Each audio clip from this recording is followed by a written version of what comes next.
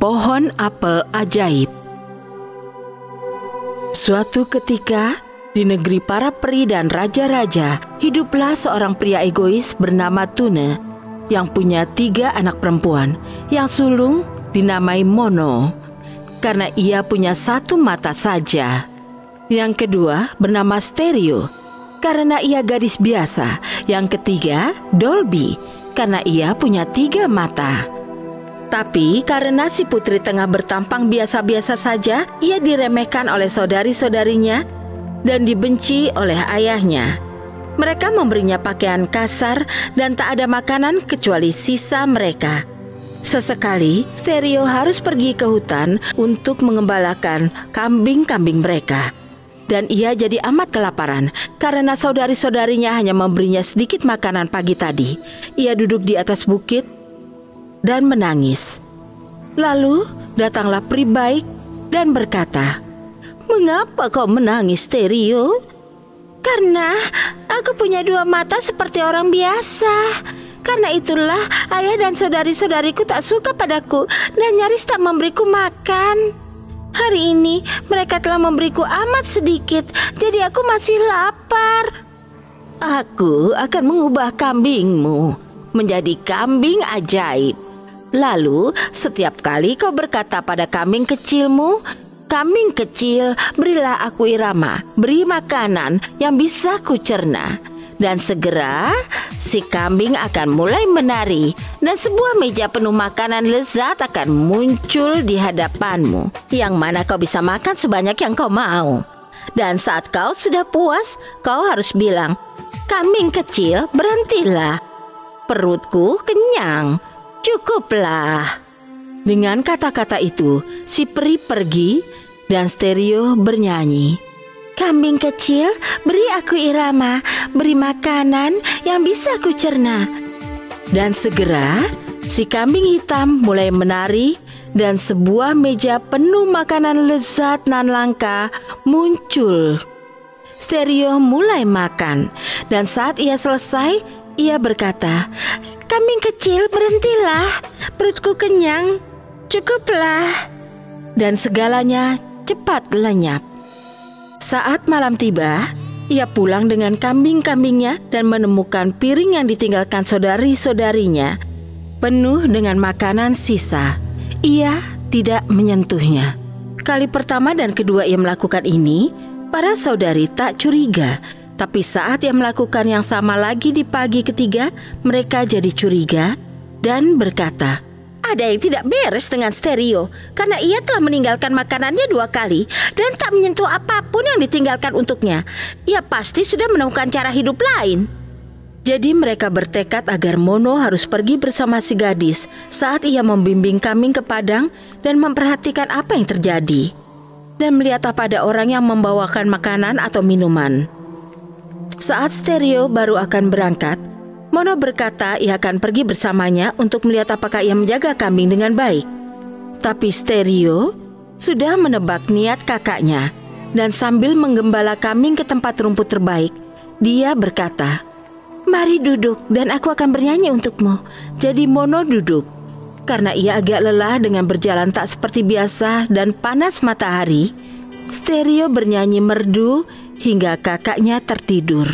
Begitu si kakak tertidur nyenyak, gadis itu memunculkan mejanya, makan dan minum secukupnya. Dan saat Mono bangun lagi, meja itu telah menghilang dan gadis itu bicara padanya, "Mari kita semua pulang." Jadi mereka pulang.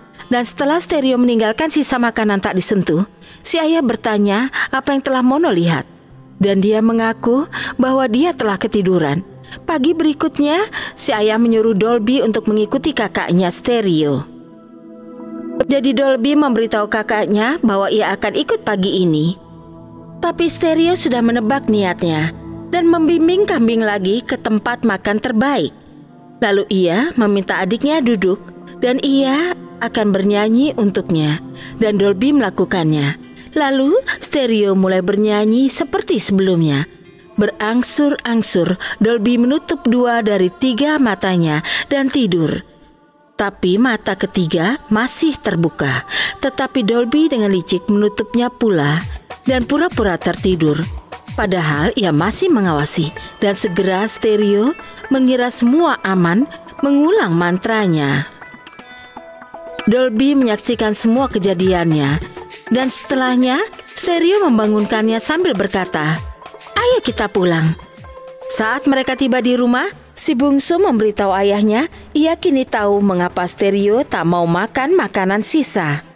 Lalu sang ayah dengan marah mengambil pisau kerat daging dan membunuh kambing itu. Begitu Stereo melihat ini, ia keluar amat sedih ke tempat lama dan menangis pedih.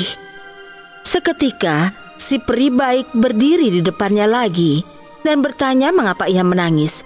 Ia memberitahukan semuanya.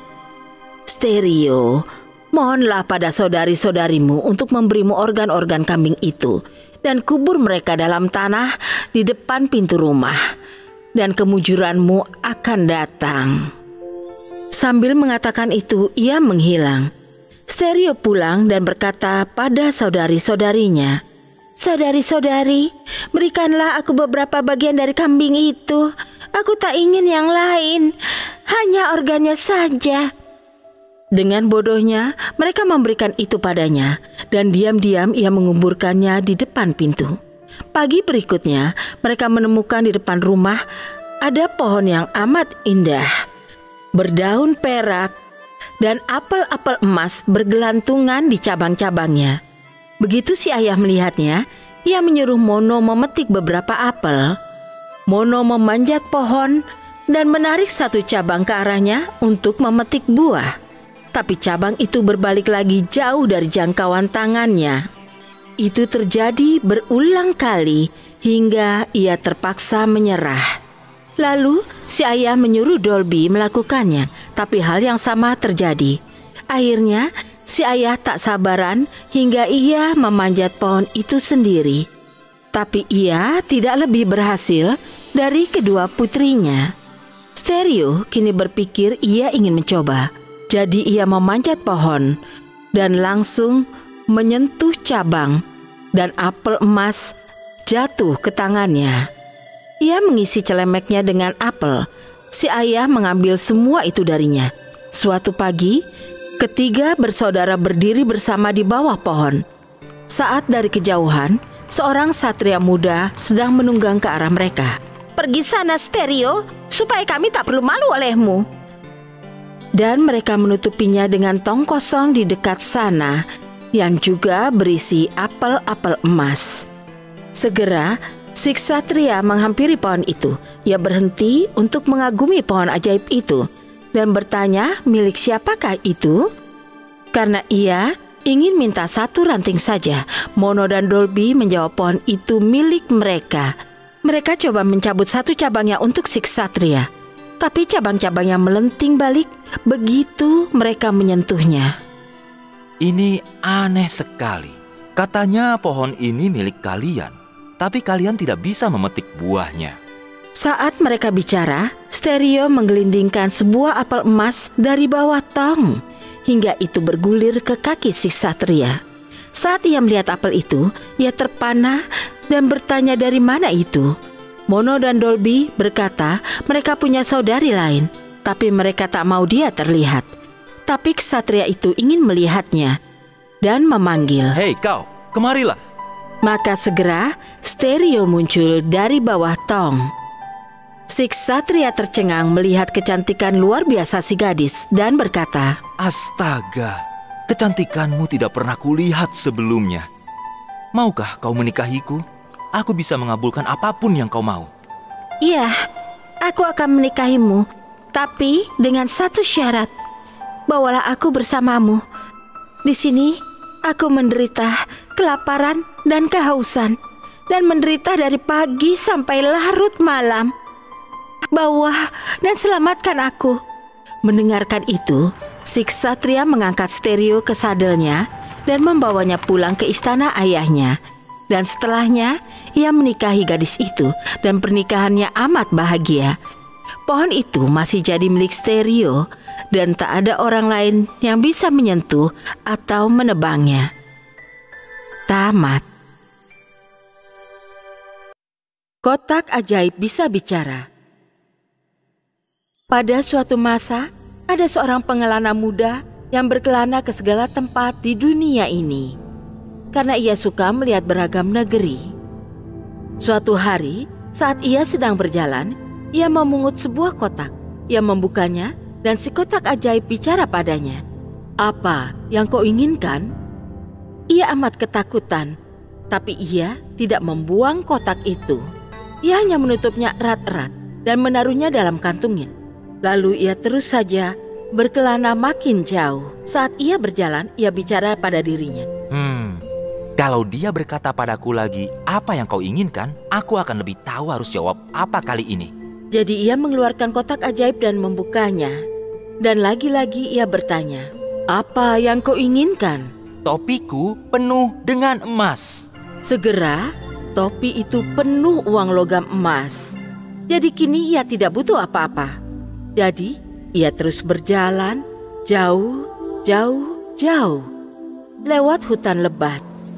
Hingga akhirnya, ia tiba di istana yang indah. Dalam istana itu, tinggallah seorang raja. Pria muda itu berjalan mengelilingi istana hingga raja melihatnya dan bertanya sedang apa dia di sana. "Aku hanya sedang melihat-lihat istana ini." "Kau ingin punya satu yang seperti ini, bukan?" Si pria muda tak menjawab. Tapi saat matahari terbenam dan malam tiba, ia mengeluarkan kotak ajaibnya dan membuka tutupnya. "Apa yang kau inginkan?" "Berikan aku istana dengan dinding emas dan lantai permata, dan semua perabotnya dari emas dan perak." Ia baru selesai bicara, sebuah istana muncul di depannya, persis di seberang istana raja. Dibangun persis seperti yang ia inginkan. Saat raja bangun pagi, ia terpukau dengan istana hebat yang berkilau di bawah sinar matahari. Jadi si raja pergi menemui si pemuda. Dan raja bicara terus terang, ia sangat berkuasa dan ia berharap mereka semua bisa hidup bersama di satu istana atau yang lainnya. Dan raja memberikan putrinya untuk dinikahi. Jadi itu semua terjadi sesuai permintaan raja. Si pria muda menikahi sang putri dan mereka hidup bahagia dalam istana emas. Tapi istri raja iri hati pada si pemuda dan putrinya. Sang putri telah memberitahu ibunya tentang kotak ajaib itu yang dapat mengabulkan apapun yang mereka inginkan. Dan sang ratu menyuap satu pelayan untuk mencuri kotak ajaib. Si pelayan melihat hati-hati di mana itu ditaruh setiap malam dan menunggu saat yang tepat untuk mencurinya. Dan di malam gelap, karena seluruh dunia tertidur, si pelayan mencuri kotak itu dan membawanya ke majikan lamanya. Sang ratu membuka tutupnya dan si kotak bicara padanya. "Apa yang kau inginkan?" "Aku ingin kau membawaku, suamiku, pelayan-pelayanku dan istana baru yang indah itu dan taruh kami di tepi lain Laut Merah. Tapi tinggalkan saja putriku dan suaminya." Saat pasangan muda itu bangun tidur, mereka menemukan diri mereka sendiri kembali ke istana lama. Dan kotak ajaib itu hilang. Si pemuda langsung menunggang kudanya dan mengisi kantung-kantungnya dengan sebanyak mungkin uang emas. Ia mencari kotak ajaib ke semua negeri tetangga, satu demi satu, tapi sia-sia. Segera, ia kehabisan uang, tapi tetap saja ia maju terus. Secepat kudanya bisa berlari. Seseorang memberitahunya bahwa ia harus meminta nasihat si monster, karena si monster telah menjelajah jauh dan mungkin bisa memberitahunya sesuatu. Jadi ia pergi jauh dan mencari negeri si monster. Di sana, ia bertemu seorang nenek tua yang berkata padanya, "Apa yang sedang kau lakukan di sini? Anakku makan tiap makhluk hidup yang ia lihat. Kalau kau pandai, kau akan lari dan tidak kembali lagi." Tapi si pemuda memberitahunya segala kisah sedihnya. Dan ia berkata, mungkin anaknya yang telah pergi jauh, mungkin pernah melihat istana emas. Begitu ia selesai bicara, si monster masuk dan berkata ia mencium bau lelaki lezat. Jadi ia pikir sekarang sudah makan malam. Tapi ibunya memberitahunya, itu hanya pengelana malang yang kehilangan segalanya dan telah datang meminta nasihatnya. Si ibu berkata pada pemuda itu agar tak takut, tapi maju dan menampilkan diri. Jadi ia maju dengan berani ke hadapan monster dan bertanya apakah ia kebetulan melihat istana emas. Iya, aku telah melihat istana emas dan bahkan berusaha menghancurkannya untuk memakan orang-orang di dalam. Tapi istana itu amat kokoh hingga aku tidak bisa menemukan jalan masuk. Oh, beritahukanlah padaku di mana itu. Itu jauh sekali, di tepi seberang Laut Merah. Akhirnya, setelah berjalan jauh, si pengelana tahu di mana mencari istananya. Jadi ia langsung berangkat dan entah bagaimana, ia tiba di negeri jauh di seberang Laut Merah. Saat ia tiba, ia memutuskan untuk menyamar sebagai tukang kebun dan pergi ke istana dan bertanya apakah mereka butuh tukang kebun. Ia amat senang mereka setuju untuk mempekerjakannya. Ia menghabiskan kebanyakan waktunya bergosip dengan para pelayan mengenai kekayaan para majikan mereka dan benda-benda indah di istananya. Ia berteman dengan salah seorang pelayan yang memberitahunya tentang kotak ajaib. Dan si pengelana meminta untuk melihatnya. Suatu hari ia berhasil memegangnya dan menunjukkannya padanya. Dan si pria muda melihat dengan hati-hati di mana ia menyembunyikannya, dalam ruang kosong dekat kamar majikannya. Keesokan malamnya, saat semua orang tertidur nyenyak, ia menyelinap dan mengambil kotak ajaib. Bayangkan kegembiraannya saat ia membuka tutupnya. Ia bertanya padanya, "Apa yang kau inginkan?" Aku ingin mengembalikan istanaku di tempat lama dan agar raja, ratu, dan semua pelayan mereka tenggelam di Laut Merah. Ia baru saja selesai bicara saat ia menemukan dirinya kembali lagi bersama istrinya. Sementara para penghuni lain istana baru terkapar di dasar Laut Merah. Tamat.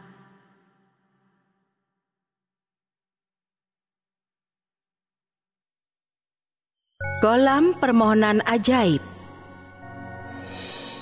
Pada suatu ketika, ada seorang putri raja bernama Jasmine. Ia adalah anak tunggal dan ia dimanja. Ia amat keras kepala dan amat egois. Ia selalu ingin makanan lezat. Suatu hari, seorang penyihir mengunjungi raja, memberi berkat dan memperingatkannya tentang kolam permohonan ajaib dalam kerajaannya.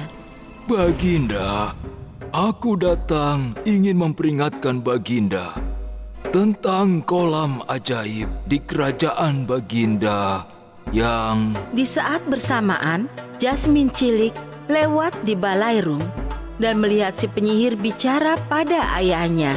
Ia senang saat mendengar tentang kolam permohonan ajaib. Begitu ia mendengar tentang kolam itu, ia lari ke kamarnya tanpa mendengarkan sisa keterangan si penyihir. Aku harus ke kolam permohonan untuk meminta makanan lezat.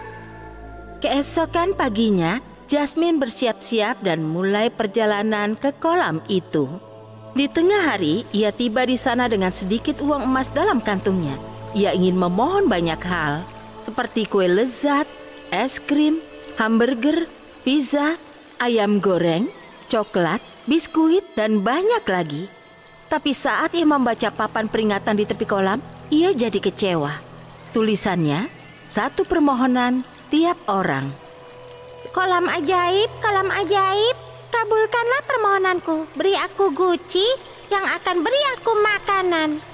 Tiba-tiba, guci ajaib muncul dari kolam itu, teriring bisikan. Inilah permohonanmu yang dikabulkan. Ikuti perintahku atau itu takkan bekerja. Kau harus ucapkan 3 mantra. Ting, tong, tuang. Lalu guci ajaib akan mulai membuat makanan lezat. Itu akan memuaskan kelaparanmu. Tapi jangan lupa bilang stop, guci stop. Kalau tidak, itu akan membuat makanan tanpa henti. Baik, apalah? Jasmine kembali ke istananya. Ia sangat penasaran tentang guci ajaib itu dan mengucapkan mantranya. Ting tong tuang, aku ingin kue dan puding coklat. Secara ajaib, pot itu mulai membuat banyak puding dan kue coklat. Jasmine memakannya seolah ia kelaparan. Hari demi hari berlalu. Ia minta setiap jenis makanan yang bisa ia pikirkan. Ia mulai tambah gemuk banyak. Suatu hari, raja mengunjunginya. Ia melihat anak gendut makan paha ayam dan menghampirinya.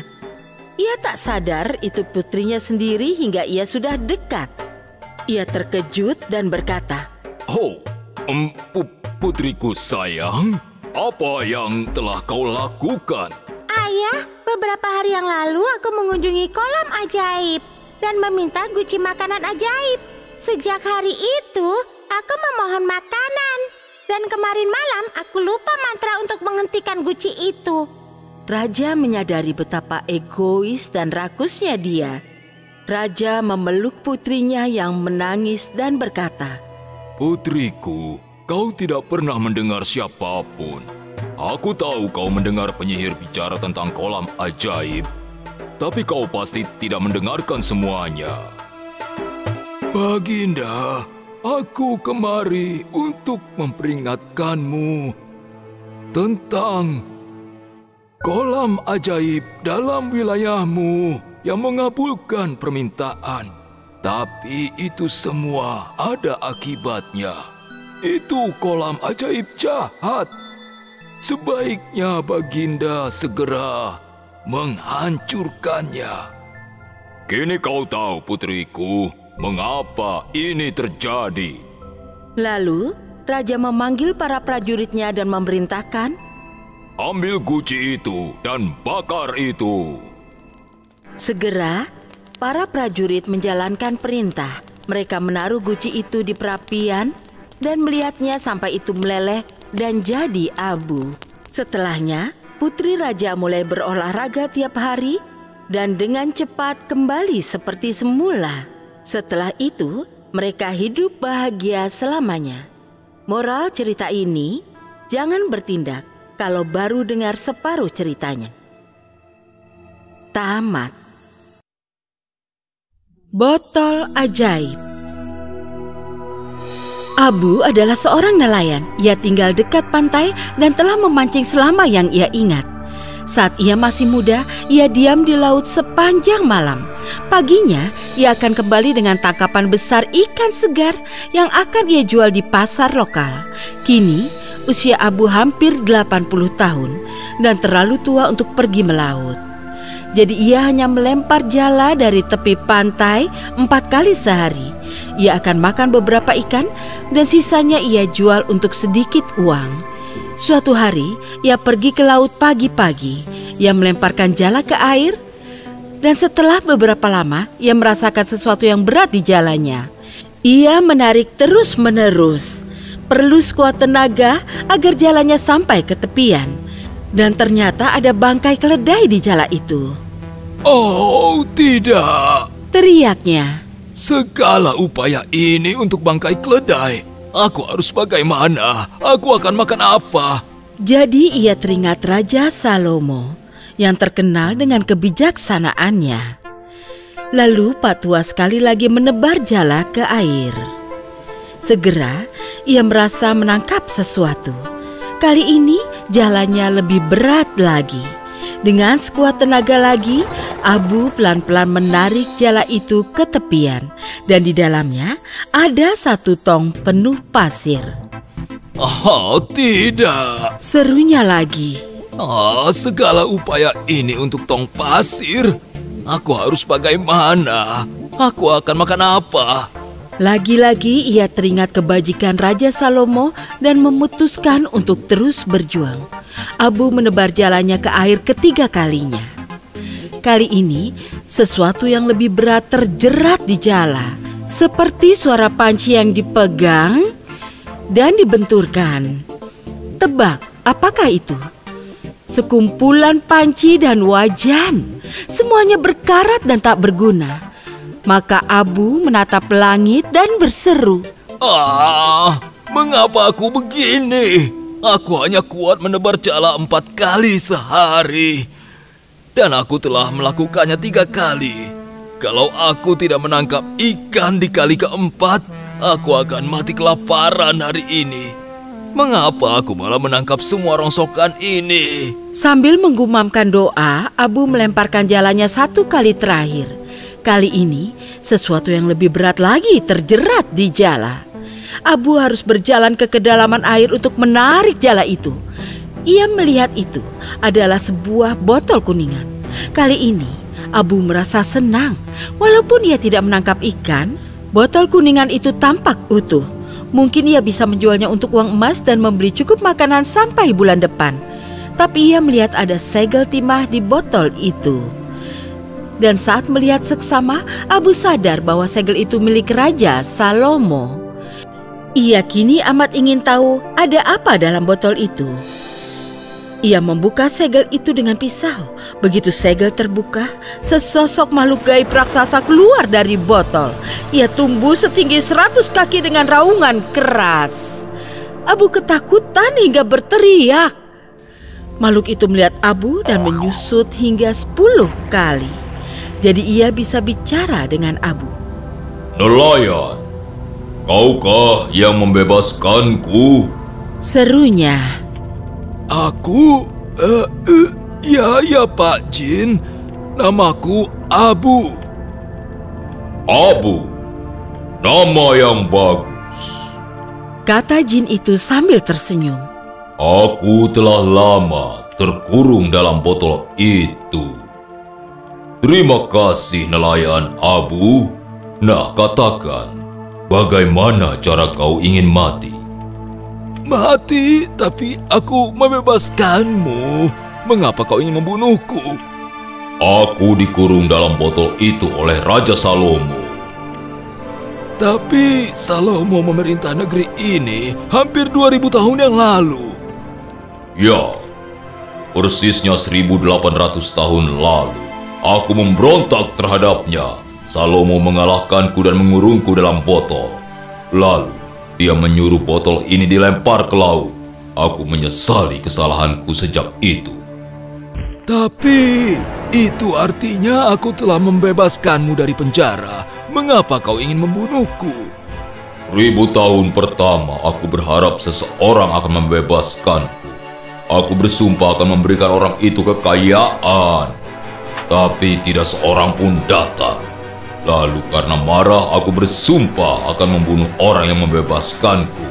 Tapi orang itu kuizinkan memilih cara untuk mati. Jadi, apa cara yang kau pilih untuk mati? Abu kembali memikirkan kebijaksanaan Raja Salomo. Lalu ide cerdiknya terbit.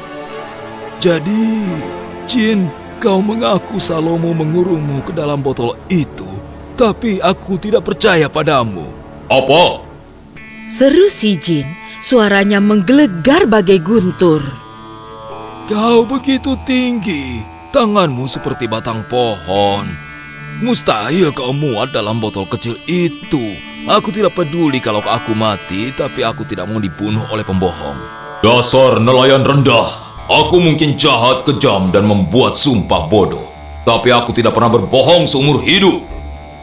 Jadi, buktikanlah, kata Abu. Si jin mengibaskan tangannya. Ia berubah jadi asap dan perlahan memasuki botol. Dan dari dalam sana ia berseru.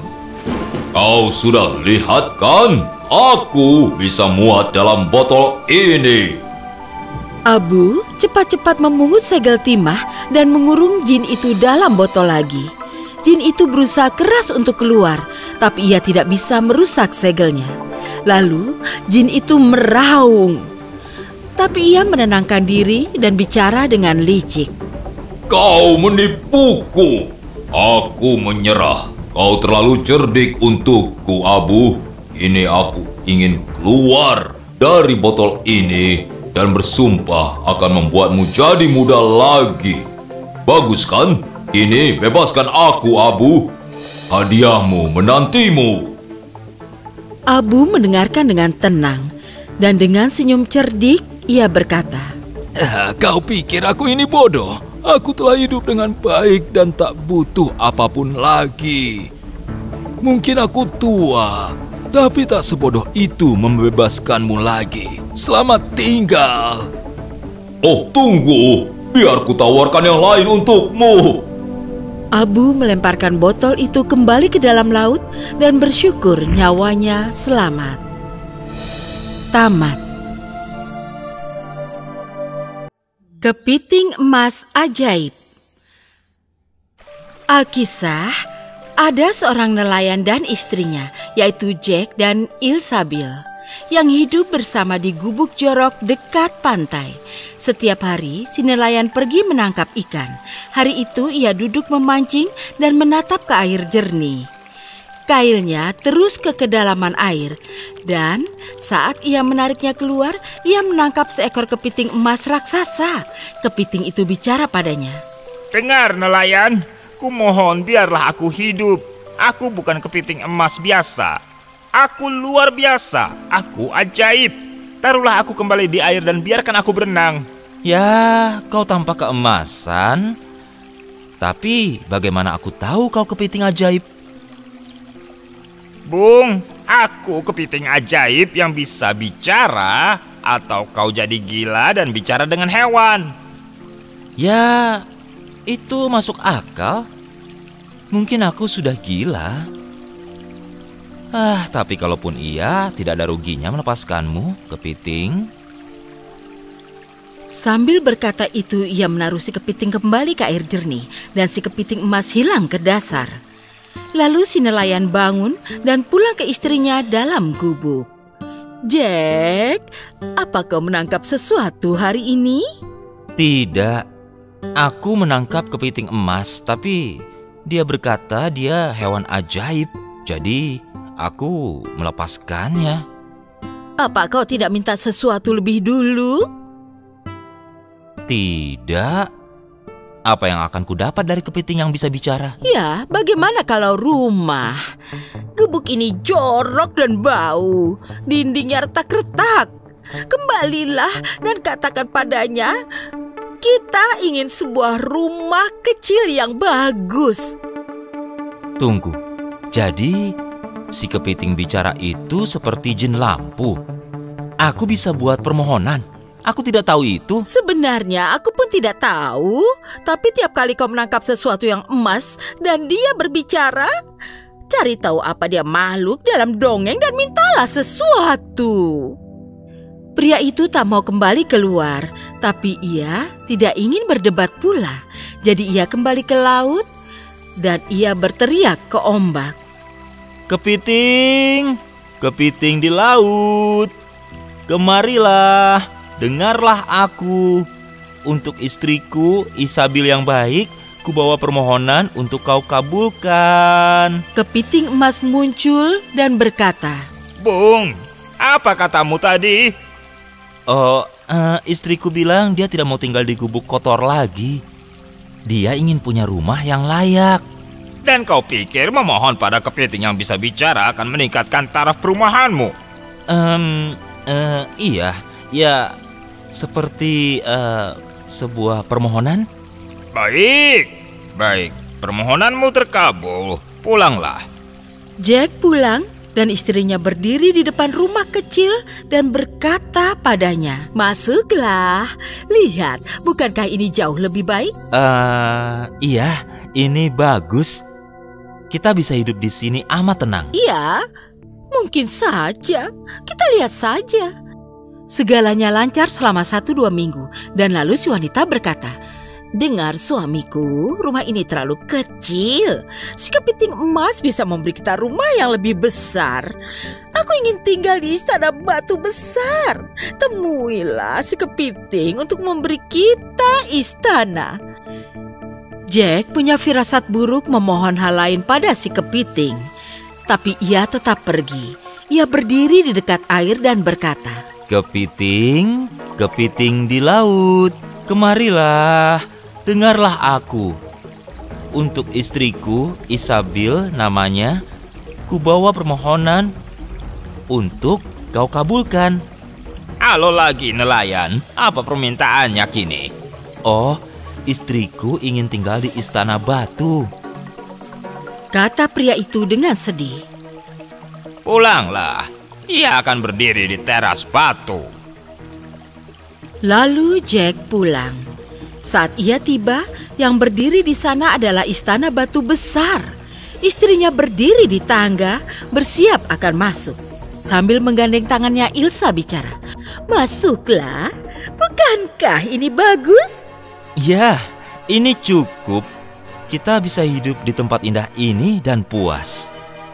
Kita lihat saja. Ayo tidur dulu. Keesokan harinya, Ilsa bangun dan menyikut Jack sambil bicara. "Suamiku, aku tidak tahan lagi. Temui si kepiting emas itu. Kini aku harus jadi maharani." Oh sayang, aku tidak bisa minta itu pada si kepiting emas. Hanya ada satu kaisar di tanah ini. Apa? Kalau ia bisa memberiku istana, ia bisa menjadikanku maharani. Cepat pergilah ke sana. Jadi Jack harus pergi. Di perjalanan ia ketakutan dan berpikir, Ini tidak akan berakhir baik. Si kepiting emas akan muak dengan ini. tapi ia tetap pergi dan lagi-lagi bicara ke arah laut. Kepiting, kepiting di laut, kemarilah, dengarlah aku. Untuk istriku, Isabil yang serakah, kubawa permohonan untuk kau kabulkan. Mau apa dia sekarang? Oh, wahai kepiting emas, istriku ingin menjadi maharani. Pulanglah, dia sudah jadi maharani. Lalu Jack pulang, dan saat ia tiba, seluruh istana itu jadi terbuat dari pualam. Ia masuk dan melihat istrinya duduk di tahta emas dan mengenakan mahkota emas. Saat mereka tidur, Ilsa masih belum puas. Keserakahannya membuatnya tak bisa tidur. Ia terus memikirkan ingin jadi apa lagi sekarang. Lalu matahari akan segera terbit, dan saat ia menatap, ia menyikut suaminya. "Sayang, aku ingin mengatur matahari dan bulan juga." Ia menatap Jack begitu tajam hingga Jack gemetar. "Cepat temui si kepiting. Aku ingin jadi dewi." Si nelayan berlutut di hadapan Ilsa. Ilsabil, ini sudah keterlaluan. Kumohon, bersyukurlah apa adanya. Ilsa murka. Ia menendang Jack dan berteriak, "Aku tidak tahan lagi. Temui dia cepat." Jack lari dari istrinya yang murka. Di luar, ada badai mengamuk hingga ia sulit berdiri. Langit hitam legam, petir dan guntur bersambut-sambutan. Ia berseru lagi, Kepiting, kepiting di laut, kemarilah dengarlah aku. Untuk istriku, Ilsabil yang serakah, kubawa permohonan untuk kau kabulkan. Apalagi maunya? Oh, dia ingin menjadi dewi. Pulanglah. Kini dia menjadi dewi. Lalu si pria pulang. Tiba di sana, semuanya lenyap seakan tak ada apapun yang pernah ada. Dan ia tidak melihat istrinya dimanapun. Ia kembali pada si kepiting dan bertanya, Di mana istriku? Tuhan ada di sini dan di mana-mana. Tak satu pun yang bisa ada selain Tuhan yang Esa. Karena Tuhan ada di segala tempat, kau tidak bisa melihat istrimu, karena kini dia ada di segala tempat. si nelayan menangis pedih dan meminta belas kasihan. Walau si nelayan hanya sekali menyelamatkan nyawanya, si kepiting merasa iba dan berkata, Nah, aku hanya bisa memenuhi permohonanmu satu kali lagi. Jadi, pilihlah dengan bijaksana. Kumohon, aku ingin melihat istriku tersenyum di depan gubuk lama kami. Pulanglah, permohonanmu terkabul. Setelah mengatakannya, si kepiting emas lenyap dan si nelayan pulang ke rumahnya. Lalu ia melihat istrinya berdiri di depan pintu gubuk lamanya, tersenyum manis. Setelah ini, ia tetap puas dan senang hidup bersama dengan suaminya. Dan mereka hidup bahagia. Tamat.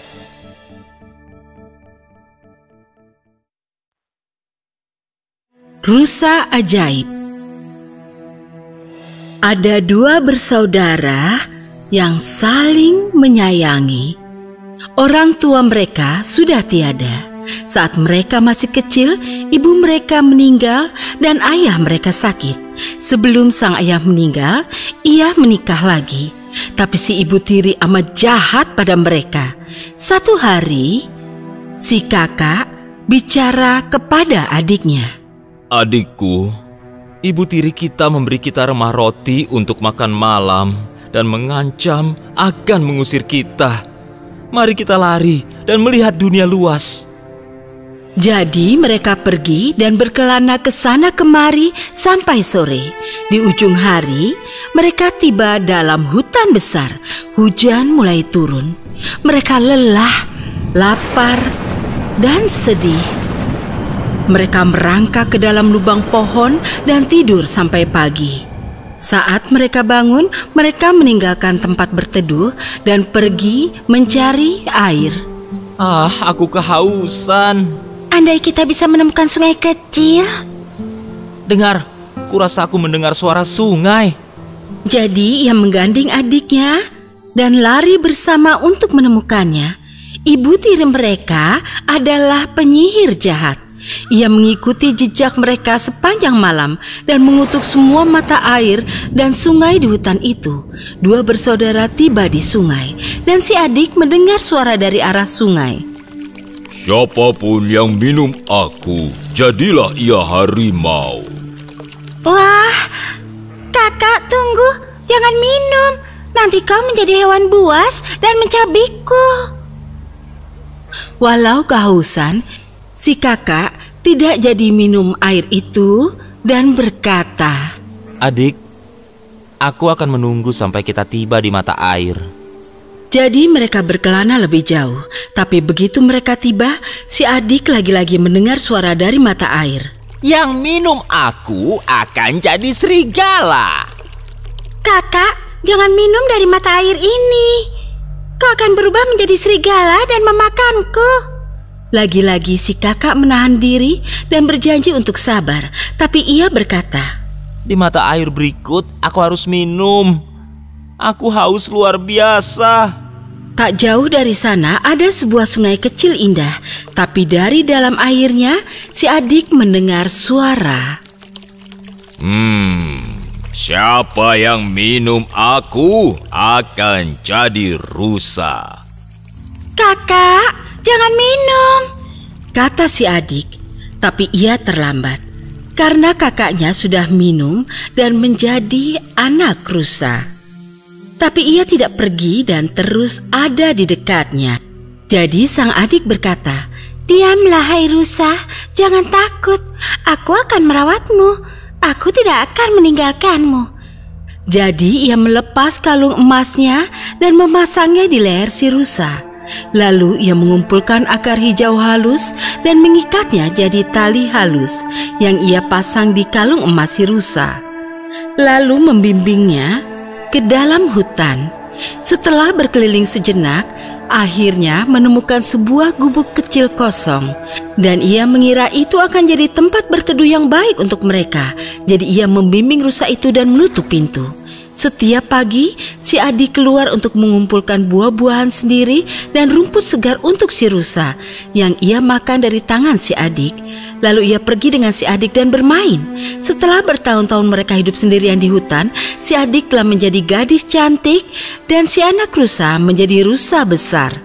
Suatu hari, seorang pangeran datang di hutan dengan pasukan berburunya. Suara trompet, gonggongan anjing, teriakan pemburu bergema di hutan didengar si rusa. Ia minta adiknya membiarkannya melihat. Ia membuka pintu dan bilang, Aku akan izinkan kau pergi, tapi jangan lupa bilang, adikku, biarkan aku masuk saat kau pulang nanti malam. Segera si kepala pemburu melihat rusa cantik berkalung emas itu, menunjukkannya pada pangeran dan mereka ingin memburunya. Mereka mengejarnya dengan segala daya, tapi ia terlalu lincah dan cepat untuk ditangkap. Dan setelah para pemburu pergi, ia berjalan pulang. Tapi salah seorang pemburu mengikutinya dari jauh untuk mencari tahu kemana ia pergi. Si pemburu amat heran melihat si rusa ke pintu, lalu mengetuk dan mendengarnya bicara. Adikku, biarkan aku masuk. Pintu hanya terbuka sedikit dan cepat-cepat ditutup. Tapi si pemburu sudah cukup terpukau. Saat ia kembali melaporkan itu pada pangeran, sang pangeran juga sangat terpukau.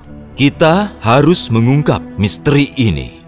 Keesokan paginya, si pemburu memandu sang pangeran ke gubuk itu. Sang pangeran melihat itu, ia maju sendiri. Pintu itu terbuka. Pangeran masuk dan terpukau melihat seorang gadis yang lebih cantik dari yang pernah ia lihat di dalam sana. Gadis itu ketakutan. Setelah berbincang, pangeran memegang tangannya dan berkata, "Maukah kau ikut aku ke istana dan jadi istriku?" Oh iya, aku bersedia. Tapi aku tidak bisa meninggalkan rusaku. Ia harus ikut denganku. Ia akan selalu bersamamu selama kau masih hidup. Saat mereka sedang bicara, si rusa bangkit dan tampak gembira. Tak lama kemudian, pernikahan mereka dirayakan dengan amat meriah. Si ibu tiri jahat yang telah membuat dua bersaudara itu menderita mendengar kebahagiaan mereka. Rasa iri dan niat buruk terbit di hatinya dan ia bersumpah akan menghancurkan mereka. Ia menyamar menjadi pengasuh dan datang ke istana saat sang putri melahirkan bayi. Pangeran mempekerjakannya untuk merawat putri dan bayinya. Ia mengurung sang putri dalam kamar mandi dan mengambil bayi itu dari ranjangnya untuk ia lemparkan dari balkon. Tapi si rusa datang dan menyelamatkan keponakannya. Pangeran masuk ke kamar istrinya dan melihat rusa itu sedang melindungi si bayi dari si pengasuh. Barulah si putri mengenalinya sebagai ibu tiri penyihir. Ia bilang pada pangeran betapa kejam si ibu tiri memperlakukannya. Jadi pangeran memenjarakan dia. Si ibu tiri menyadari kesalahannya. Jadi ia mematahkan sihir yang membuat kakak si putri jadi rusa. Ia muncul di hadapan mereka sebagai pria muda yang tinggi dan tampan. Setelah itu, mereka semua hidup bahagia dan damai sampai akhir hayat mereka tamat. Penyihir aneh. Di zaman dahulu kala, Raja Arthur dari Inggris sedang berburu di negeri terlarang, tapi para prajurit tenggara itu mencegatnya. Berhenti, dilarang berburu di negeri terlarang. Karena itulah negeri ini disebut terlarang. Siapa yang memberimu izin untuk kemari? Tidak ada. Kalau begitu, kau harus ikut dengan kami untuk menghadap Raja Markus, Raja negeri terlarang. Saat Raja Markus melihat Arthur, ia berkata, Kau kelihatannya cerdas, tapi hukuman memasuki negeri terlarang adalah penggal tangan atau kaki. Oh, oke. Tunggu, apa? Penggal? Aku bahkan tidak melihat tanda dilarang masuk. Sebenarnya dia masuk dan berburu, Baginda. Ah, begitu. Hukuman mati kalau begitu. Kau tampaknya orang baik-baik dan kau gagah berani. Jadi aku akan mengampunimu dengan satu syarat. Baiklah, apa syaratnya? Kembalilah ke negerimu. Ku beri waktu 1 tahun untuk mencari tahu jawaban pertanyaan yang sangat sulit. Tidak masalah. Aku punya banyak orang pintar di istana. Mereka pasti bisa menjawab segala macam pertanyaan. Jadi, apa kau ingin tahu pertanyaannya?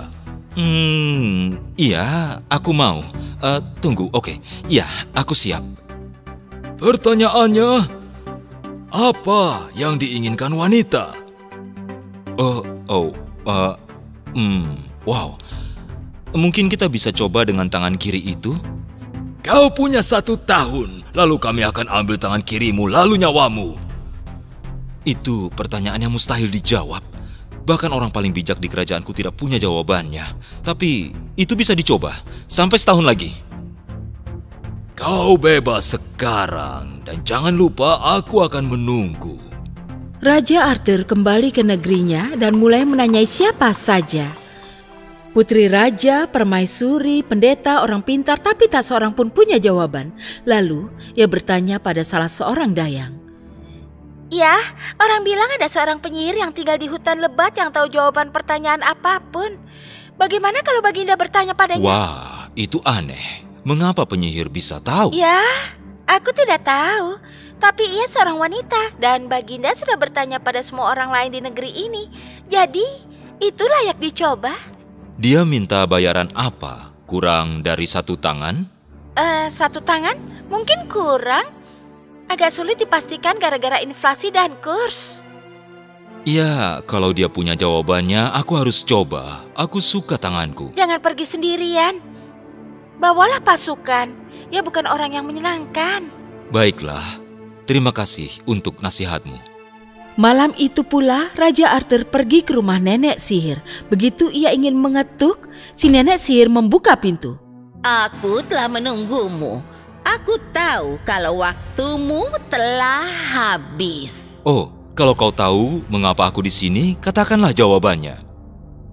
Apa kau bersedia membayar harganya? Katakan saja, aku harus melakukan apa yang harus kulakukan. Jadi, apa kau menerima tawaranku ini? Iya, benar. Jadi kita sepakat. Aku ingin menikahi Sir Gawain, sahabat terbaikmu. Apa kau sudah gila? Aku saja muak memikirkan ide kau menikahinya. Kau menerima harganya. Apa kau ingat? Apa kau pernah bercermin? Kau buruk rupa. Kau hanya bergigi 1 dan bungkuk. Kau orang paling buruk rupa yang pernah kulihat. Bagaimana aku bisa minta sahabatku berkorban demi aku? Bicaralah padanya. Aku tahu kau akan kembali. Raja Arthur tak punya pilihan kecuali bicara pada temannya. Tidak apa, Baginda. Menikahi nenek sihir jelek itu layak untuk menyelamatkan tangan Baginda. Oh, terima kasih banyak. Kurasa aku harus menyebutku tangan kananku karena kau telah menyelamatkan tanganku. Katakan padanya, aku menerima dan mempersiapkan semuanya. Pernikahannya besok, kau akan bayar biayanya, kan? Raja Arthur kembali ke rumah si nenek sihir. Aku akan siap. Besok setelah pernikahan, kau akan mendapat jawaban. Saat surat nikah telah ditandatangani, si nenek sihir berkata, Yang diinginkan wanita adalah dihargai. setiap orang di pesta pernikahan itu tercengang. Raja Arthur membuat kesepakatan seperti itu, bahkan para wanita. Tapi mereka berharap Raja Arthur akan selamat dari Raja Marcus. Dan Raja Arthur berencana untuk pergi ke negeri terlarang untuk menyampaikan jawabannya. Sementara itu di pernikahan, Gawain bersikap amat hormat dan baik pada si nenek sihir. Tapi para tamu yang adalah bangsawan punya pendapat sendiri. Lihat cara makannya. Melihatnya saja aku malu. Mengapa ia harus makan dengan tangan? Kita kan punya sendok. Apa kalian dengar suaranya saat makan? Atau aku hanya berhayal? Gawain malang, ia begitu tampan. Ia sungguh sahabat yang sejati. Tentu saja. Malam itu pula, Gawain sedang sendirian di kamarnya saat pintu terbuka dan ia melihat seorang wanita muda yang cantik. Wah, siapa kau? Aku adalah istrimu. Istriku? Apa-apaan ini? Itu bukan bercanda. Ini aku. Dulu, kata-kata kasar orang-orang mengutukku jadi tampil buruk rupa. Tapi kebaikanmu telah mengembalikan kecantikanku lagi.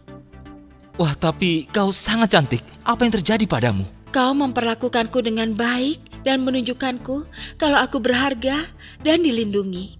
Jadi, setengah waktunya aku akan terlihat buruk rupa dan setengahnya lagi aku akan jadi cantik seperti yang kau lihat kini. Wow, aku tidak bisa berkata apa-apa. Apa ada cara kau bisa jadi cantik sepanjang waktu? Tidak, kau harus putuskan paruh waktu mana tiap hari aku jadi cantik dan kapan aku jadi buruk rupa. Apa aku jadi cantik di depan umum atau cantik saat aku sendirian bersamamu? biar kupikirkan. Aku akan beritahu keputusannya beberapa jam lagi. Panggil aku saat kau siap. Baiklah. Saat si penyihir meninggalkan kamar, Gwen keluar ke taman dekat istana memikirkan apa yang harus dilakukannya. Apa yang harus aku lakukan? Aku tentu ingin wanita muda cantik sepanjang hari untuk dilihat semua orang, terutama teman-temanku. Waktu malam, aku ingin wanita cantik, bukan nenek sihir. Atau haruskah kupilih sebaliknya? Setelah beberapa menit, Gwen membuat keputusan. Kembali ke istana dan langsung ke kamarnya di mana istrinya sudah menunggu. Apa jawabanmu? Sayangku, aku serba salah. Orang-orang di hari pernikahan kita mengatakan banyak hal buruk terhadapmu. Kuharap aku bisa memberi mereka pelajaran dan tampil di siang hari bersama istriku yang cantik. Tapi aku tidak butuh pengakuan tentang siapa yang harus kucintai. Aku tidak peduli apa kata orang lain, tapi aku peduli apa kata mereka tentangmu. Jadi mungkin yang terbaik adalah kau bisa tampil cantik di depan umum supaya mereka tidak melukai perasaanmu. Tapi aku akan tampil buruk rupa saat aku sendirian denganmu. Iya, tapi itu tidak akan menghentikanku untuk mencintaimu, istriku. Aku selalu bersyukur. Biarlah orang lain melihat kecantikan luarmu dan aku tahu kecantikan dalam dirimu. Oh Gwen, aku berharap kau akan mengatakan itu. Kutukanku kini hilang sepenuhnya. Karena kau telah memilih untuk mencintaiku dan menghargaiku, entah aku cantik atau tidak. Dan kau lebih memilih mengorbankan kebahagiaanmu untuk melindungiku daripada melihatku disakiti. Mulai kini aku akan tampil cantik untukmu sepanjang waktu. Dan mereka hidup bahagia selamanya. Sang raja juga senang karena bisa mempertahankan tangannya. Tamat.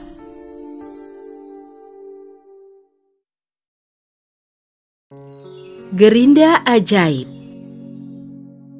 Di zaman dahulu kala di Mesir, ada seorang pelayan miskin bernama Noor. Ia bekerja pada majikan serakah bernama Anubis. Saat ia duduk di tempat teduh sepanjang hari, Nur dan para keponakannya bekerja di kebunnya. Nur memetik buah-buahan dan sayur mayur, sementara Ra dan Set mencabut dan memotongi ilalang. Di penghujung tiap hari, mereka membawa keranjang berisi makanan itu pada Tuan Anubis, dan ia akan menaruh keranjang berat itu di timbangan. Boleh juga.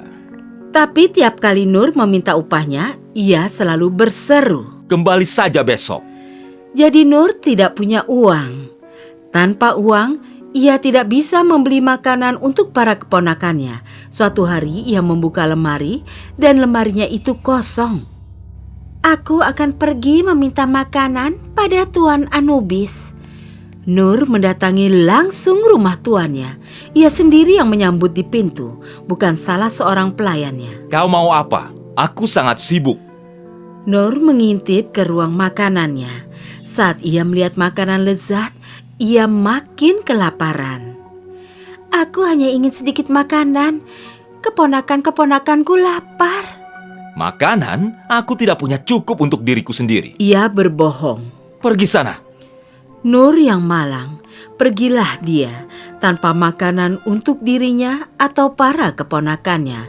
Di perjalanan pulang, Nur harus melewati sebuah gua. Tiba-tiba ia mendengar suara erangan aneh. Itu berasal dari dalam gua. Apa itu ya? Kedengarannya ada yang terluka. Itu adalah seekor serpopard yang terjepit di bawah batu dan berteriak keras kesakitan. Semula Nur ketakutan. Tapi setelah mendengar teriakan minta tolongnya, ia merasa kasihan dan tak takut lagi. Jadi ia berseru pada si serpopard. Apa yang bisa kulakukan untuk menolongmu? Batu-batu ini terlalu berat untuk kuangkat. Serpopard itu menunjukkan ke arah rak di sudut. Itu penuh dengan harta karun yang indah. Turunkan gerinda emas itu dan bawa kepadaku. Noor menyerahkan gerinda itu padanya. lihat dan dengarkan. Ia mulai memutar gagangnya. Saat memutar, ia berkata, Gerinda emas, tolonglah aku. Kau tahu apa yang kubutuhkan. Begitu ia mengucapkan mantra itu, sebuah sekop berdiri di sampingnya. Lantas sekop itu mulai menggali dengan sendirinya, mengangkat batu berat itu. Tiba-tiba sekop lain muncul. Itu mulai menggali juga, lalu muncul satu sekop lagi, dan lagi, dan lagi. Setelah beberapa lama, semua sekop selesai bekerja, dan si Serpopart berkata, Gerinda emas, berhenti dan diamlah. Gerinda itu berhenti membuat sekop. Akhirnya, si Serpopart kembali bebas. Karena kau telah menolongku, aku akan memberimu gerinda ajaib ini. Sebut saja mantranya, dan dia akan memberimu apapun yang kau inginkan. Oh, terima kasih. Si Serpopart melambai pada Nur. Jangan lupa mantra untuk membuat gerinda itu berhenti. Dia tidak akan berhenti hingga kau mengucapkan persis kata-kata itu. Aku tak akan lupa itu. Maka larilah dia untuk menunjukkan pada para keponakannya gerinda ajaib itu. Saat para keponakannya melihat gerinda itu, mereka tak terlalu senang. Mana makanan kita, Bibi Nur? Kita akan dapat makanan, dengar. Nur mulai memutar gagangnya. Gerinda emas, tolonglah aku. Kau tahu apa yang kubutuhkan. Tiba-tiba meja itu dipenuhi makanan. Ada ayam kalkun dan ham, kentang rebus, kacang polong dan wortel, buah, keju, susu dan roti. Lalu Nur berkata, Gerinda emas, berhenti dan diamlah. Gerinda itu berhenti membuat makanan. Lalu Ra berseru, Bibi, ayo kita minta pakaian baru. Nur mengucapkan mantranya. Ajaib, mereka langsung mengenakan pakaian baru yang bagus. Lalu Seth berkata, ayo minta perabotan baru. Saat Nur memutar gagang dan mengucapkan mantranya, gerinda itu memberi mereka perabotan baru yang bagus. Lalu Ra dan Seth berseru bersama, kita kaya raya. Mereka melambung-lambung di ranjang baru mereka. Tapi ingat, jangan pernah beritahu siapapun mantranya. Keesokan harinya, Nur dan para keponakannya tidak pergi bekerja di kebun Tuan Anubis.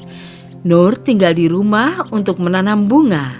Seth dan Ra pergi memancing di sungai. Tuan Anubis lantas datang berkunjung dan baru tahu mengapa Nur dan para keponakannya tidak datang bekerja padanya. Ia terkejut melihat barang-barang baru mereka. Ia berseru heran. Semua ini tidak mungkin milikmu. Dari mana kau mendapatkan semua ini?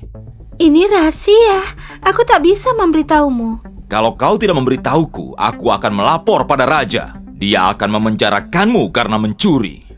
Nur memperlihatkan gerinda itu padanya. Aku tidak mencuri apapun. Gerinda itulah yang memberiku apapun yang kuinginkan. Tuan Anubis merebut itu darinya. Biar ku amankan ini untukmu. Lalu ia langsung lari ke rumah. Ia menaruhnya dan memutar gagangnya sambil berkata, Aku ingin emas. Tak terjadi apa-apa. Lalu ia berteriak marah. Aku ingin emas sekarang juga. Tetap saja tak terjadi apa-apa. Lalu ia berkata, Aku akan mencari tahu cara membuat itu mematuhiku. Pergilah ia mencari keponakan-keponakan Nur. Anubis kini tahu kenapa mereka tidak lagi datang ke tempatnya. Nur menghabiskan waktunya di kebun. Seth dan Ra pergi memancing.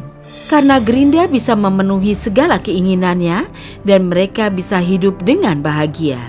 Dia menemui Ra dan Seth yang sedang memancing di sungai. Teman-teman, Aku dengar kalian punya gerinda yang memberi kalian apapun yang kalian mau. Katakan, bagaimana cara kerja gerinda itu? Mudah sekali, kau tinggal berkata, "Gerinda emas, tolonglah aku. Kau tahu apa yang kubutuhkan, dan keluarlah apapun yang kau inginkan."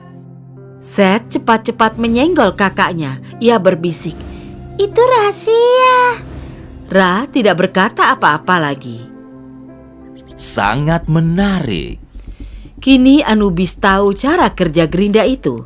Ia lari ke arah kapalnya, meninggalkan desa itu supaya tak seorang pun bisa mencuri gerinda ajaibnya. Ia tak sabar ingin mencoba lagi. Jadi ia mulai memutar gagangnya ke dalam laut. Aku harus mengetesnya dulu. Untuk sekarang, aku akan minta sedikit garam. Dengan suara paling serakah ia berkata, Gerinda emas, tolonglah aku.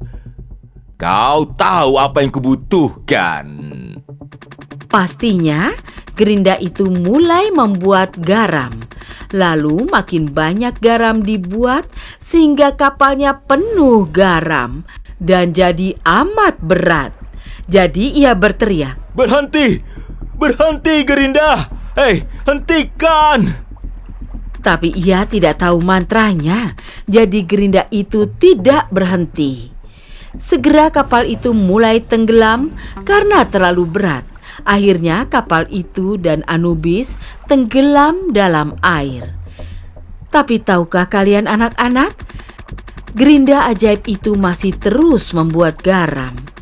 Itulah yang menyebabkan air laut menjadi asin.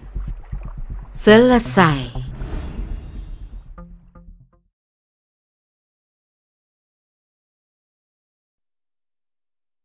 Putri Sihir. Pada suatu ketika, ada petani tua punya 2 putra, Austin dan Carter. Carter, di mana kau? Aku butuh bantuanmu. Jangan ganggu aku, Ayah. Aku sedang tidur. Austin, terus kerjakan pagar itu sementara ayah ke kota. Iya, Ayah. Sang ayah ke kota dan ia berpikir, Aku harus melakukan sesuatu sebelum uang habis. Aku harus duduk dan cari akal. ia duduk di bawah pohon. 2 orang sedang duduk di sebelahnya dan ia mendengar percakapan mereka. Putri Raja sedang dikurung dalam istana. Para penjaganya adalah naga dan wanita tua. Orang yang ingin menyelamatkan sang putri harus lulus 3 ujian. Orang bilang ujian-ujian itu sangat berat, benarkah? Dan mereka yang tidak lulus ujian dimakan naga. Dan apa yang terjadi bila seseorang lulus dari ketiga ujian itu? Ia akan menikahi putri raja dan memiliki istana dan harta karunnya. Lalu si petani berpikir, Oh, Carter akan melakukannya. Ia akan lulus ketiga ujian itu. Ia akan menikahi putri raja dan ia akan jadi raja. Beberapa hari kemudian, si petani memberikan kuda dan pedang satu-satunya pada Carter untuk pergi menyelamatkan putri raja. Dengan serampangan, Carter menebas benda-benda dengan pedangnya sepanjang jalan.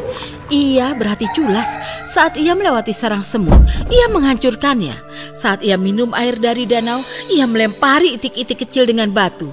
Dan saat ia sudah dekat istana, ia melihat sarang lebah dan menebasnya dengan pedang. Ia lari dan akhirnya sampai di istana. Ia menendang pintu dan mulai berteriak. Hei kau! Buka pintu ini sekarang! Aku lelah sekali. Beraninya kau, jangan buat aku menunggu atau aku akan mendobraknya. Akhirnya, seorang wanita tua bersuara manis membuka pintu itu. Siapa yang mengetuk? Aku sudah di sini hampir 1 jam. Apa kau tuli? Oh tidak, aku tidak tuli. Aku harus menyelamatkan putri raja. Aku harus jadi raja.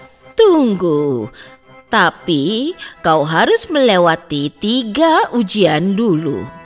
Ujian? Ujian apa? Aku tidak takut apapun. Aku akan melemparkan biji-biji bunga matahari ini ke udara. Mereka akan ditiup angin.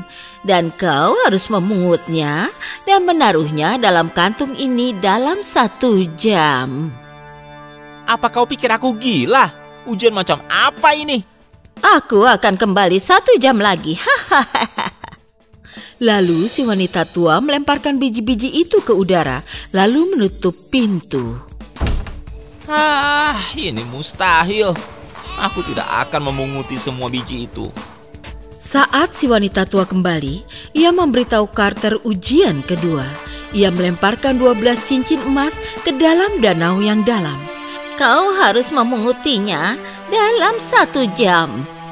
Aku tidak gila. Airnya dalam dan dingin. Kau tak melakukannya dengan baik. Tapi ayo lakukan ujian ketiga. Ikuti aku. Aku sudah bosan. Saat mereka tiba di dalam istana, mereka masuk ke dalam ruangan gelap. Ada 3 siluet ditutupi selimut putih. Kau punya 1 jam untuk memberitahuku yang manakah putri raja. Kalau tebakanmu benar, ia akan bebas. Tapi bila tidak, Aku memilih yang kanan. yang paling kanan, tunjukkan dirimu. Oh tidak, itu naga. Tidak, tolong. Beberapa hari kemudian, si petani bicara pada Austin. Di mana Carter? Aku khawatir padanya. Ayah, biar aku ke istana itu. Jangan, nak. Aku tidak mau kehilangan anakku lagi. Percayalah padaku, ayah. Aku akan kembali. Tapi aku tidak punya kuda dan aku tidak punya pedang untukmu. Austin hanya mengambil sepotong roti dan berjalan kaki ke istana ajaib. Ia memutuskan untuk beristirahat di bawah pohon. Ia melihat sarang semut dan banyak semut sedang membangunnya kembali. Semut-semut yang malang, siapa yang menghancurkan sarang kalian? Aku bantu kalian membangunnya kembali. Saat ia selesai, ia berjalan ke danau untuk minum air. Di sana ia melihat beberapa itik berenang. Itik yang malang? Kalian pasti lapar. Ini, ambillah rotiku satu-satunya. Itik-itik itu makan roti itu, lalu ia melihat sarang lebah di tanah. Ia memungutnya dan menaruhnya di atas pohon. Dan ia melanjutkan perjalanannya ke istana ajaib. Saat ia tiba, ia mengetuk pintu. Ada perlu apa, nak? Salam, saya ingin menyelamatkan sang putri. Silakan mencobanya. Si wanita tua menebar biji bunga matahari di tanah dan pergi. Aneh sekali. Tapi kurasa aku akan membersihkannya. 40 menit kemudian, Austin hampir menyerah. Lalu para semut datang membantunya. Mereka berterima kasih karena ia telah membantu mereka membangun kembali sarang mereka. Wow, kalian semua datang berbaris satu-satu. Terima kasih teman-teman. Kantungnya penuh biji lagi. Lalu si wanita tua kembali. Wah, mengejutkan, 1 kantung penuh biji. Ya, kini kau harus melalui ujian kedua. Ini, kau harus mengambil ke-12 cincin itu. Si wanita tua melemparkan cincin-cincin itu ke dalam air. Austin terjun ke dalam air, tapi itu terlalu dalam dan ia tidak bisa mengambil cincin-cincin itu sebelum mereka tenggelam ke dasar danau. Namun, ia lalu melihat sesuatu bergerak dalam air. Mereka itu para itik yang datang membantunya karena ia berbagi sekerat kecil rotinya. Terima kasih teman-teman. Kini, aku mendapat ke-12 cincin itu. Ia langsung menemui si wanita tua. Semua 12 cincinnya itu tidak pernah terjadi sebelumnya. Tak apa, ikuti aku. Si wanita tua menerangkan pada Austin tentang ujian ketiga. Saat ia sedang mencari ketiga siluet itu, ia tak bisa mencari tahu yang manakah sang putri raja. Mereka semua terlihat sama. Berpikirlah, Austin, berpikirlah. Yang mana putri raja? Tiba-tiba, ribuan lebah datang ke dalam ruangan itu dan mengelilingi siluet yang di tengah. Itu, yang tengah. Oh, yang di tengah, bukalah penutupmu. Kain putih penutup itu jatuh ke lantai dan muncullah sang putri. Terima kasih Austin sudah menyelesaikan ujian ini dan menyelamatkanku. Sang putri berkata seperti itu dan melihat naga itu melarikan diri dari menara. Sekarang kau adalah pemilik istana ini. Aku pamit. Jadi saat tubuh Austin telah kering, ia melamar sang putri dan sang putri bilang ya. Mereka lantas hidup bahagia, membangun sarang lebah dan memenuhi parit istana dengan itik-itik yang manis. Tamat. Putri Mawar dan Burung Emas. Zaman dahulu kala, di negeri yang sangat jauh, hiduplah seorang putri cantik. Rambut merahnya panjang dan dia suka mawar. Hingga ia dijuluki Putri Mawar. Tiap sore, Putri Mawar pergi ke balkon dan bertepuk tangan. Seekor burung emas akan datang dan bertengger di pundaknya. Ajaib! Rambut sang putri raja mulai berkilau, berwarna merah dengan sangat indah. Saat si burung mulai berkicau merdu, Putri Mawar ikut bernyanyi. Dan semua warga negeri akan tertidur dan mimpi indah sampai esok paginya. Ini berlangsung tiap malam selama beberapa tahun. Saat matahari terbenam, Putri Mawar dan burung emas bernyanyi agar semua orang tidur dan mimpi indah hingga esok paginya. Sampai suatu hari hal buruk terjadi. Seorang nenek sihir tahu tentang Putri Mawar dan berniat mengutuknya. Abu dinat basket from bright totin, warna mawar buram. Dan rambut Putri Mawar berubah menjadi hitam kelam. Putri Mawar tidak tahu mengapa rambutnya jadi hitam. Tapi seperti biasa, ia pergi ke balkon dan bertepuk tangan. Tapi kali ini saat si burung emas bertengger, rambut Mawar berpendar hitam, bukannya merah. Burung itu berkicau dan Putri Mawar bernyanyi. Namun saat rakyat negeri tidur, ternyata mereka semua bermimpi buruk. Keesokan harinya, putri yang bersedih bertanya pada burung emas. Katakan burung emas, bagaimana agar mimpi rakyat jadi indah lagi sampai pagi? Rambut hitam dalam air mawar, jawab si burung. Sang putri mengira ini nasihat yang aneh, tapi ia mematuhinya. Karena itu, burung ajaib yang bicara. Ia mengisi sebuah bak dengan air dan menaburkan kelopak mawar di atasnya. Lalu, ia mencelupkan rambutnya ke dalam air mawar dan rambut itu kembali jadi merah. Sore itu, saat burung itu bertengger di bahunya lagi, pendar merah rambutnya menerangi langit malam. Sang putri bernyanyi dan semua orang tidur dan mimpi indah sampai pagi hari. Si nenek sihir amat marah, kutukannya telah patah. Lalu ia memutuskan merapal sihir jahat lagi. Abu dina basket from bright totin, warna mawar buram. Dan rambut sang putri berubah hitam legam lagi. Namun kali ini, si nenek sihir terbang cepat dengan sapu dan mencuri semua mawar di seluruh negeri. Coba, apa kau bisa patahkan kutukanku? Seringainya marah. Sekali lagi, sang putri bertanya pada burung. Katakanlah burung emas, bagaimana aku bisa membuat mimpi rakyatku indah lagi? Rambut hitam dalam air mawar, kicau si burung. Tapi di mana aku mencari mawar? Rambut hitam dalam air mawar, kicau burung itu dan terbang pergi. Sang putri tak tahu harus bagaimana. Air mata khawatir menitik dari matanya. Dan satu tetes air mata jatuh di tanah di bawah balkon. Saat itu pula ada pangeran muda tampan kebetulan di bawah balkon. Ia mengeluarkan sebuah kotak kecil dan mengeluarkan seutas rambut merah dari dalamnya. Ia berlutut dan menaruh rambut itu di atas air mata sang putri. Keajaiban terjadi. Tiba-tiba, rambut merah itu berubah menjadi mawar merah. Pangeran memetik mawar itu dan membawanya pada sang putri. Melihat mawar itu, ia menyeka air matanya dan memetik kelopaknya untuk dicampur di air. Lalu ia mencelupkan rambutnya dan kutukan patah. Semua terpukau dan sang raja bertanya pada sang pangeran, "Anak muda, di mana kau temukan rambut merah itu?"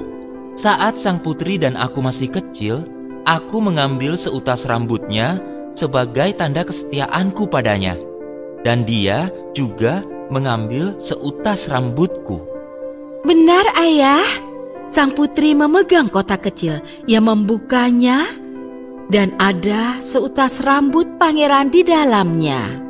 Semua orang gembira atas berita ini. Putri Mawar dan pangeran tahu mereka akan menikah. Jadi, dengan warna rambut yang tepat, pangeran melamar sang putri. Si penyihir tahu kutukannya patah lagi. Tapi ternyata niat jahatnya malah mendatangkan kebaikan. Hati jahatnya membengkak oleh kemarahan hingga ia meledak menjadi serpihan kecil. Mawar dari air mata putri terus tumbuh hingga kerajaan itu penuh mawar lagi sekarang. Karena itulah mawar berwarna merah seperti rambut Putri Mawar. Tiap malam, sang pangeran dan putri akan bertemu di balkon dengan burung emas dan bernyanyi, supaya semua orang tidur dan bermimpi indah sampai pagi. Tamat.